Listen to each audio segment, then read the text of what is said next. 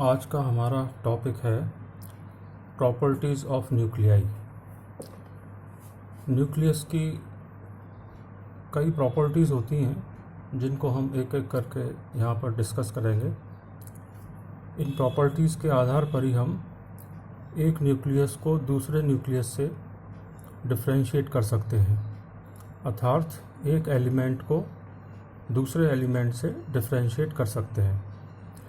तो इसमें सबसे पहली प्रॉपर्टी है न्यूक्लियर चार्ज, यानी कि किसी भी न्यूक्लियस पर चार्ज कितना होता है।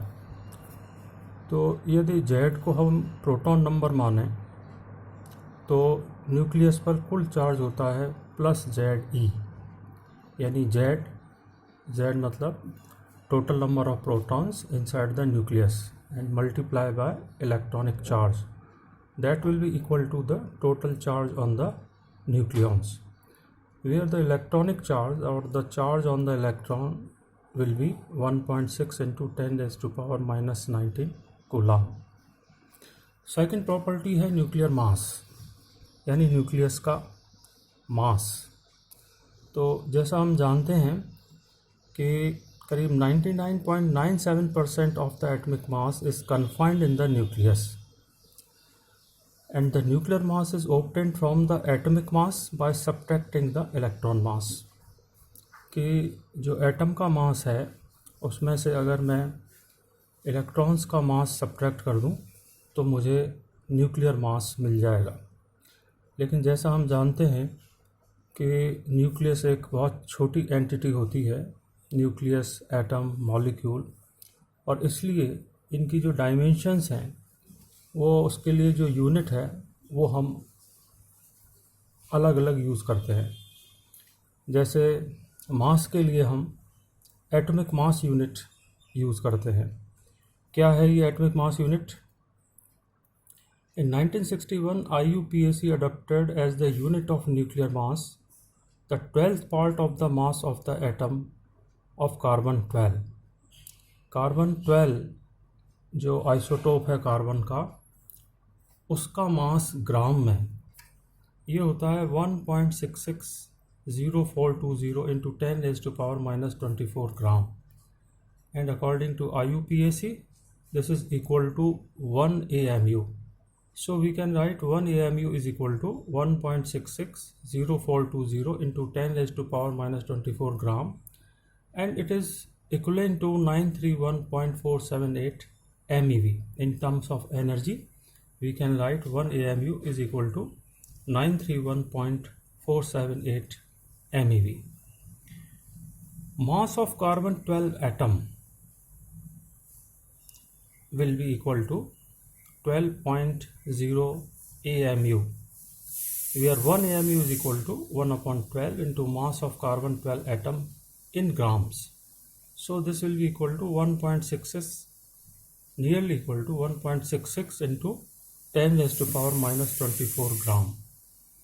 तो यहाँ पर हम देखते हैं कि किसी भी न्यूक्लियस का जो मास है एटॉमिक मास यूनिट में, वो हमेशा एक फ्रैक्शनल वैल्यू होती है, accept in the case of carbon 12।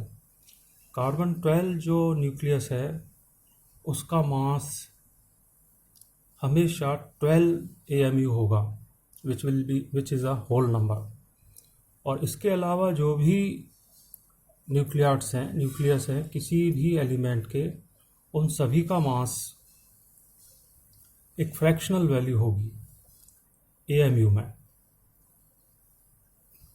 तो इस तरह हम देख सकते हैं कि कार्बन 12 हमारे लिए एक स्टैंडर्ड हुआ जिसके रेस्पेक्ट में, जिसके रिलेटिव हम दूसरे सभी नाभिकों के मास को डिफाइन करते हैं या कैलकुलेट करते हैं।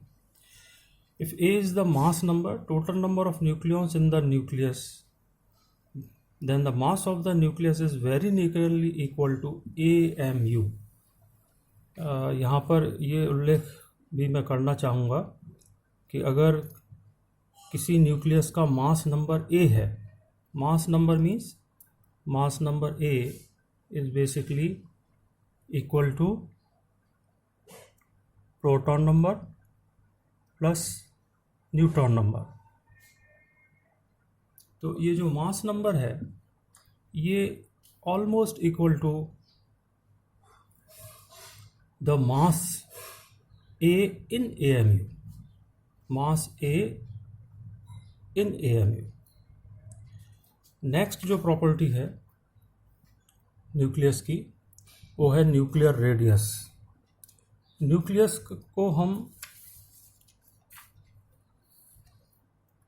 का जो शेप है वो मानते हैं हम कि लगभग ऑलमोस्ट स्फेरिकल होता है, और चूंकि ऑलमोस्ट स्फेरिकल होता है तो उसका रेडियस भी होना चाहिए, और उसके रेडियस को हम इस एक्सप्रेशन से डिफाइन करते हैं R equal to R0 A raise to power 1/3। हालांकि अलग अलग मेथड हैं न्यूक्लियर के रेडियस को डिफाइन करने के लिए, या ये भी मैं बताना चाहूँगा कि न्यूक्लियस की कोई वेल डिफाइंड बाउंड्री नहीं होती है। ऐसा नहीं होता कि न्यूक्लियस का जो चित्र हम बनाते हैं या किताबों में हम देखते हैं, तो ये अगर एक सर्किल मैंने बनाया है या स्फीयर की मैं कल्पना करूं, तो ऐसा नहीं है कि ये सारे न्यूक्लियॉन्स इसके अंदर हैं। स्ट्रक्चर इस तरह का होता है कि ये न्यूक्लियॉन्स हैं, और ये ज़रूरी नहीं है कि हर न्यूक्लियस का जो शेप है वो एग्जैक्टली स्फेरिकल हो। अब यहाँ पर हम ये देखना चाहेंगे कि सेंटर अगर सपोज़ मैं ये मानता हूँ, तो यहाँ ये बताना मुश्किल है कि रेडियस वास्तव में ये होगा या ये होगा या ये होगा या ये होगा। तो इस डिफ़िकल्टी को ओवरकम करने के लिए यहाँ हम ये रिलेशन यूज़ करते हैं R equal to R0 A raise to power 1/3, where R0 is constant which is nearly equal to 1.5 into 10 raised to power minus 15 metre, यानी 1.5 फर्मी। यहाँ पर डिस्टेंस के लिए हम फर्मी को डिफ़ाइन करते हैं, फर्मी टर्मिनोलॉजी को यूज़ करते हैं, जहाँ 1 fermi is equal to 10 raise to power minus 15 metre. कई मेथड्स हैं जो हम अलग अलग, इलेक्ट्रिकल मेथड है रेडियस निकालने के लिए, एक न्यूक्लियर मेथड है रेडियस निकालने के लिए। नेक्स्ट प्रॉपर्टी पर हम आते हैं, ये है न्यूक्लियर डेंसिटी। न्यूक्लियर डेंसिटी को अगर मैं कैलकुलेट करना चाहूँ तो जो डेंसिटी का रिलेशन है तो उसके अनुसार हम लिख सकते हैं nuclear mass upon nuclear volume. Nucleus की density rho is equal to nuclear mass upon nuclear volume. Nuclear mass कितना होगा कि मास ऑफ न्यूट्रॉन और प्रोटॉन मल्टीप्लाई बाय ए, यानी एक न्यूट्रॉन या प्रोटॉन का मास, और उसको मैं जितने भी न्यूट्रॉन या प्रोटॉन हैं नाभिक के अंदर वो होते हैं ए संख्या, तो ए को अगर मैं एक न्यूट्रॉन या एक प्रोटॉन के मास से मल्टीप्लाई करूँगा तो मुझे मिलेगा न्यूक्लियर मास। यहाँ पर न्यूट्रॉन का मास या प्रोटॉन का मास लगभग 1.67 into 10 raise to power minus 27 kilogram के बराबर होता है। तो इसलिए न्यूक्लियर वॉल्यूम होगा ओवर 4/3 पाई आर क्यूब। यहाँ पर आर का जो रिलेशन है R0 A raise to power 1/3, ये यूज़ करूँगा मैं। इसको हमने यहाँ सॉल्व किया, और सॉल्व करने पर रो एन यानी न्यूक्लियस की डेंसिटी हम निकाल सकते हैं। न्यूक्लियर मास होगा AMN और न्यूक्लियर वॉल्यूम हुआ 4/3 पाई R0 क्यूब इंटू ए, और डिफरेंट वैल्यूज़ रखने के बाद हमें न्यूक्लियस का रेडियस मिलेगा 1.816 into 10 raise to power 17 kilogram into metre cube. यानी अगर न्यूक्लियस के वॉल्यूम को मैं 1 मीटर क्यूब मानूं, एक ऐसा न्यूक्लियस की कल्पना करूं जिसमें उसकी लंबाई 1 मीटर, चौड़ाई 1 मीटर और ऊंचाई 1 मीटर है, एक ऐसा बॉक्स है, तो उसका जो मास है होगा उस न्यूक्लियस का, वो होगा लगभग 1.8 into 10 raise to power 17 kilogram. तो एक छोटी सी बॉडी जो 1 मीटर क्यूब है, उसका जो मास है वो इतना ज़्यादा है 10⁻17 किलोग्राम, जो कि हम इमेजिन नहीं कर सकते, which shows that the nuclear matter is in a highly compressed state. As the density of nucleus is independent of A, its value is almost the same for all nuclei. अब हम next property पर आते हैं, fifth property, angular momentum of the nucleus. तो जैसा हम जानते हैं कि न्यूक्लियस के अंदर जो न्यूक्लियॉन्स हैं, यानी न्यूट्रॉन और प्रोटॉन, उनका जो मोशन है वो दो तरह का होता है। एक तो वो अपनी एक्सिस पर घूमते हैं, जैसे ये पेन में मानो एक एक्सिस है और ये इस तरह जो रोटेट हो रही है अपनी एक्सिस पर, या लट्टू को हम घुमाते हैं तो वो एक नॉक पर घूमता है, वो मोशन कहलाता है स्पिन मोशन। और उस स्पिन मोशन के कारण जनरेट होता है स्पिन एंगुलर मोमेंटम। तो इसका जो मैग्नीट्यूड है, this will be given by h cross into under root s into s+1, जहाँ पर s की वैल्यू है हाफ और s यहाँ पर कहलाता है spin angular momentum quantum number. तो नाभिक में जो न्यूट्रॉन प्रोटॉन है, यानी कि न्यूक्लियॉन, उनका जो spin angular momentum quantum number है उसकी वैल्यू हाफ होती है। और अगर मैं उसके स्पिन एंगुलर मोमेंटम की बात करूं मैग्नीट्यूड के, तो वो मैग्नीट्यूड दिया जाएगा, क्वांटम मैकेनिकल वैल्यू होगी स्पिन एंगुलर मोमेंटम की h cross under root s into s+1। According to wave mechanics यानी क्वांटम मैकेनिक्स से यहाँ पर मैं बताना चाहूँगा कि अगर मैं कोई एक रेफरेंस एक्सिस लेता हूँ, जनरली वो z एक्सिस ली जाती है। सपोज ये z एक्सिस है की डायरेक्शन है, तो जो स्पिन एंगुलर मोमेंटम है उसकी डायरेक्शन इसके पैरेलल भी हो सकती है और स्पिन डायरेक्शन उसके एंटी पैरेलल भी हो सकती है।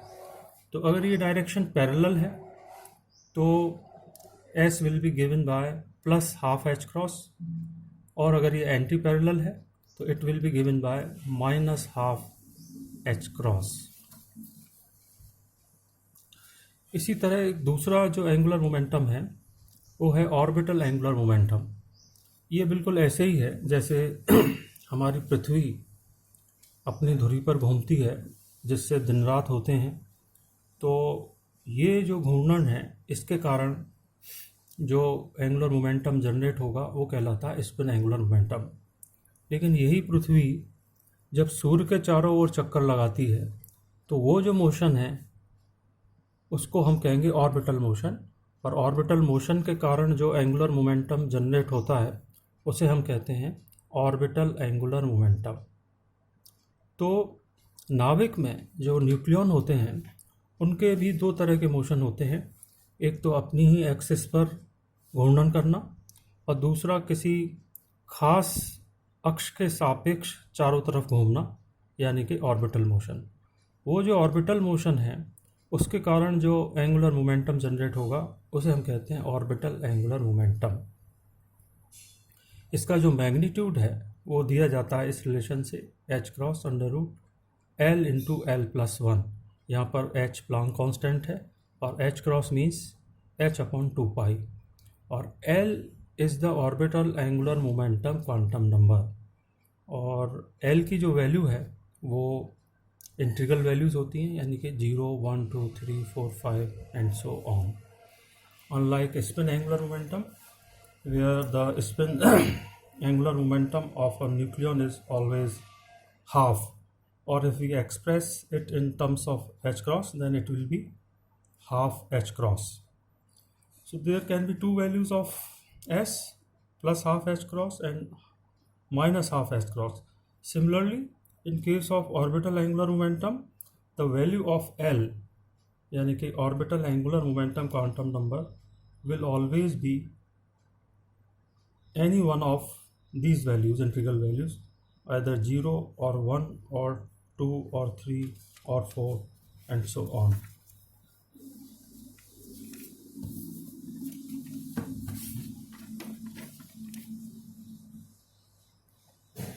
इसी तरह तीसरा जो एंगुलर मोमेंटम हम डिफाइन कर सकते हैं वो है total angular momentum. Total angular momentum means vector sum of orbital angular momentum and spin angular momentum. तो इनका जो वेक्टर सम है इसको हम स्मॉल जे से शो करते हैं और ये जे स्मॉल जे कहलाता है total angular momentum of a nucleon. Nucleon means either of proton or neutron, and the magnitude of total angular momentum of a nucleon is given by h cross multiplied by under root j into j plus 1, where again j is the total angular momentum quantum number. So as we know that s is always half integral multiple of h cross and l is always integral multiple of h cross, therefore j will always be half integral multiple of h cross, because we know that L values, L quantum number and S quantum number, they are always expressed in quantum mechanics in terms of h cross.